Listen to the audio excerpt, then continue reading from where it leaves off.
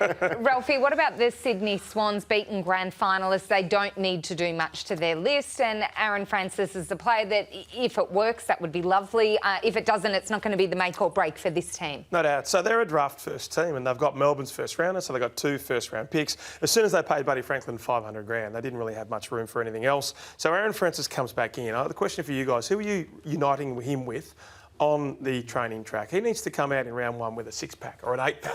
He needs to be as fit as he has ever been, because he's never quite been AFL fit.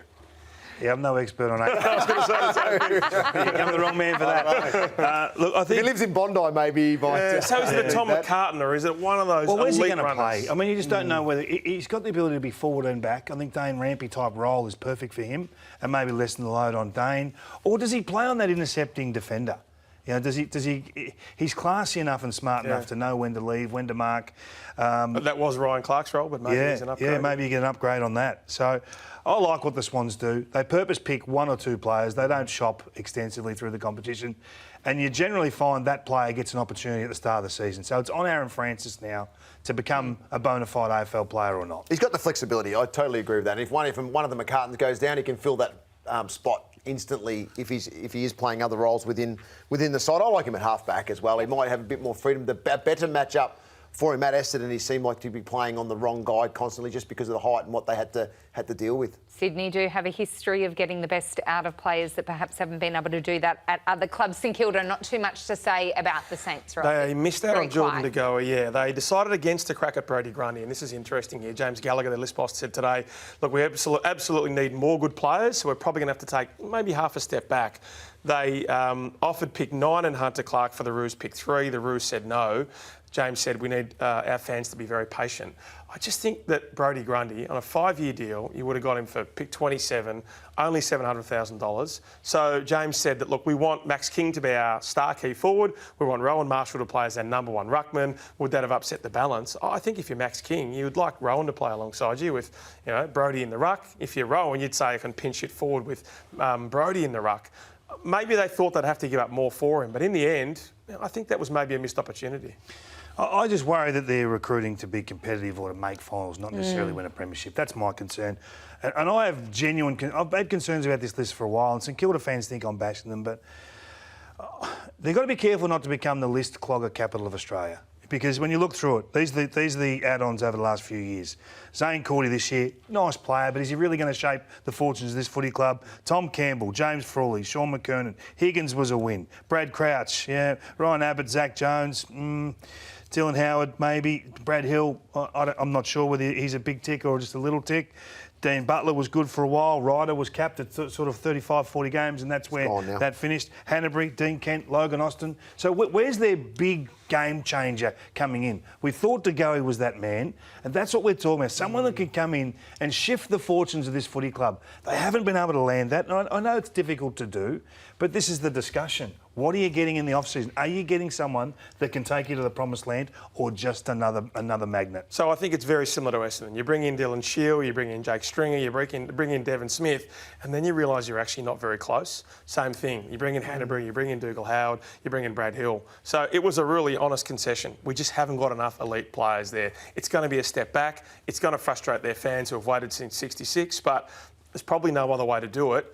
They're certainly not in the premiership we know that their president said they would be in last year. I think it's more North Melbourne in terms of they had that crack a few years ago and couldn't land that big fish. Now St Kilda's had their go the last couple of years, couldn't land the big fish. So you're right. There's a lot of players on this list now that we're going to be surprised, I think, if they do make ground next year. But and we'll be surprised if any really step out and take this team by storm. I really like Owies, Windhager and Wanganeen Miller. So there's some talent there. There is. But they need A-graders. They just need an A-grader or two, and we're just yet to see it. We're going to have a look at Adelaide now. Isaac Rankin obviously was the big deal for them. No doubt Adelaide is Adelaide if he can kick 40 goals per season. So they kept Matt Crouch. They've got some issues in their midfield there. Basically zero interest in him.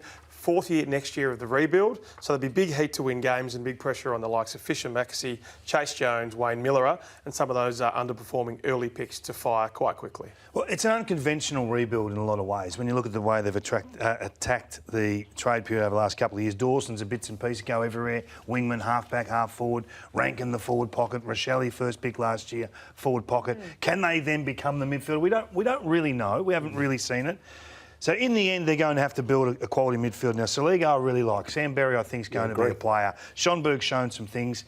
McHenry and Jones, we're still not absolutely rock solid where they're going to play. They might just be pressuring forwards that can play a little bit of midfield. So to me, I'm still a bit unsold on where this midfield's coming from. And maybe you just say, Rankin's there, we can get him, we take him. I understand that, but it's unconventional in its infancy. The Burgess belief, I think, is part of that midfield development. Can Burgess create the belief within these young midfielders over another summer that they can step up to that elite level that we've seen with the young developing Melbourne midfield over his tenure at the club? They will need to get a midfield gun at some stage, though, Sarah. They need to get someone that puts bums on seats, that says, hey, follow me in these big games. And whether that's through the draft or trade, that remains to be seen. Where are the Gold Coast Suns at after the past 2 weeks?